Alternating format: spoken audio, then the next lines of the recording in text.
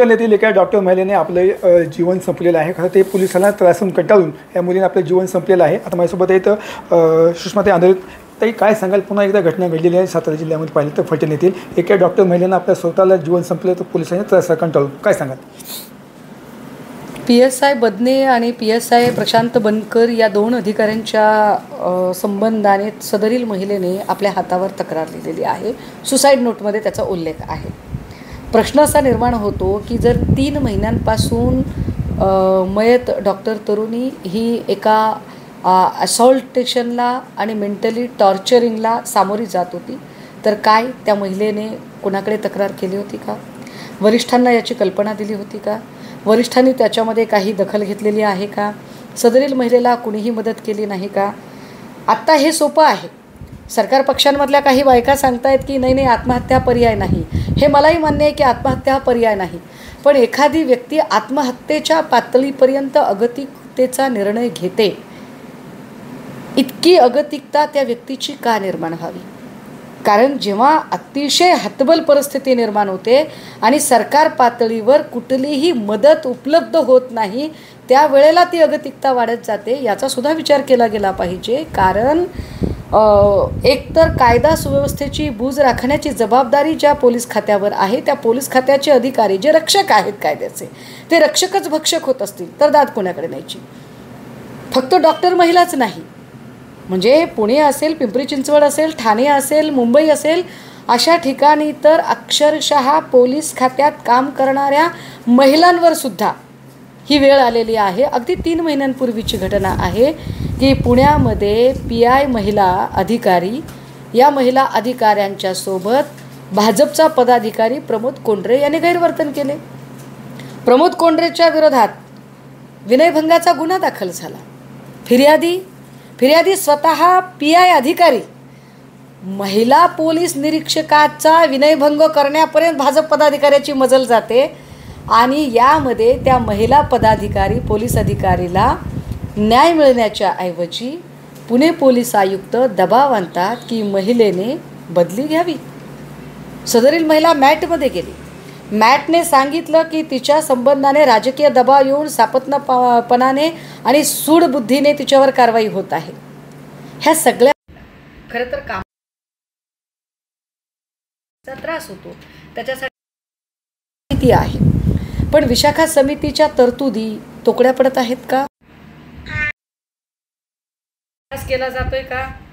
अगदी त्याच वेळेला विशाखा समितीचे प्रश्न असतील, विशाखा समितीकडे मांडले जाणारे महिलांचे प्रश्न ऐकून घेणाऱ्या संबंधित यंत्रणा असतील, या यंत्रणांवर काम आहेत, विशेषतः महिला पदाधिकारी। हे जर सत्ताधारी पक्षाचे लोक असतील तर एकांगी पद्धतीने प्रश्न सोडवले जातात। त्यामुळे पुन्हा एकदा मला असं वाटतंय की या सगळ्यांमध्ये शक्ती कायद्याचा विचार करणं गरजेचं आहे। शक्ती कायद्याची अंमलबजावणी अत्यंत कडक पद्धतीने आणि निर्दोष पद्धतीने होण्यासाठी काय करता येईल आम्हाला हे बघावं लागेल। निर्भया योजनेचं आम्हाला बघावं लागेल। ओला उबेरसारख्या गाड्या जिथे चालवल्या जात आहेत तिथे RTO सांगत आहे की तुम्हाला GPS सोबत पॅनिक बटन लावायचं आहे। 15,000 ते 16,000 रुपये RTO घेतं, पण पॅनिक बटन जे लावून घेतलेलं जात आहे ते बटन इकडून जरी दाबलं तरी RTO मधून किंवा पोलीस खात्यातून तो फोनच रिसीव्ह होत नाही।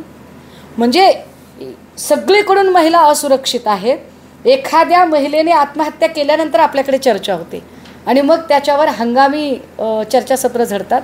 मला वाटतं असं न करता एकूणच फक्त लाडक्या बहिणीच्या नुसत्या जाहिरातबाजी न करता या बहिणी सुरक्षित कशा राहतील या दृष्टिकोनातनं ठोस पावलं उचलणं जास्त गरजेचं आहे। राज्याचे मुख्यमंत्री पाहिले तेच आता राज्याचे गृहमंत्री देखील आहेत देवेंद्र फडणवीस। या महिला जिम्मेदार कोण म्हणायचं? लक्षात घ्या, अशा घटनेला जिम्मेदार कोण? नाही, देवेंद्र फडणवीस यांच्याकडनं आता आम्ही अपेक्षा करणं सोडून दिले। कारण मुद्दा असा आहे की जेव्हा जेव्हा देवेंद्रजी राज्याचे गृहमंत्री असतात तेव्हा राज्यामध्ये क्राईम रेट वाढत जातो, हा इतिहास आहे।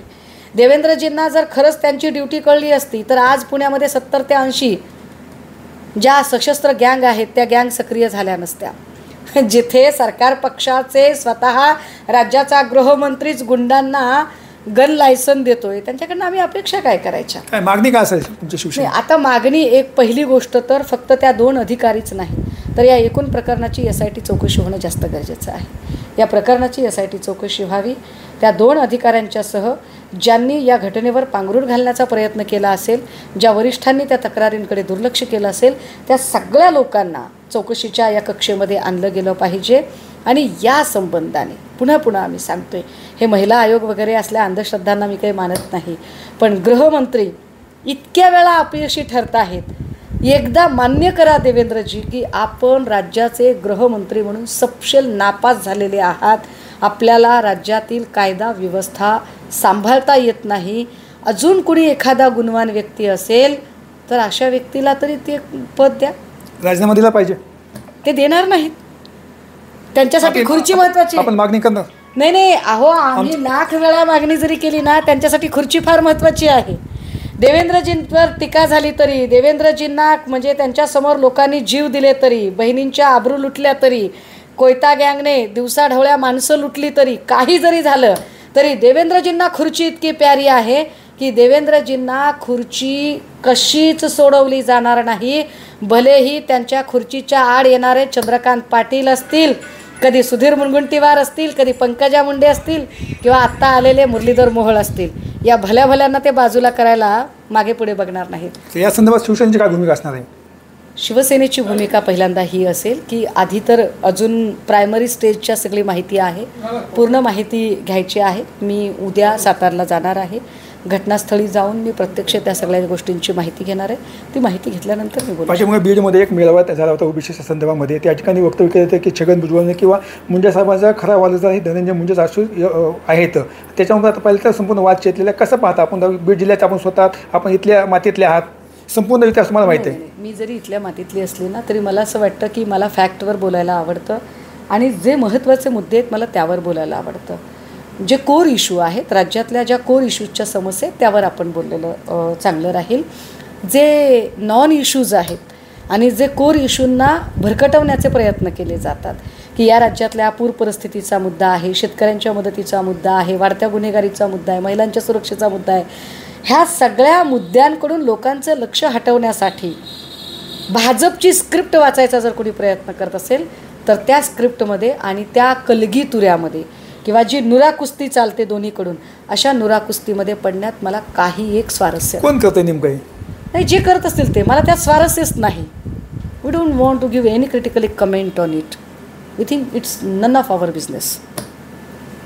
कॅमेरा पर्सन विकास आगवणे, मी संभाजी मुंडे, बीड.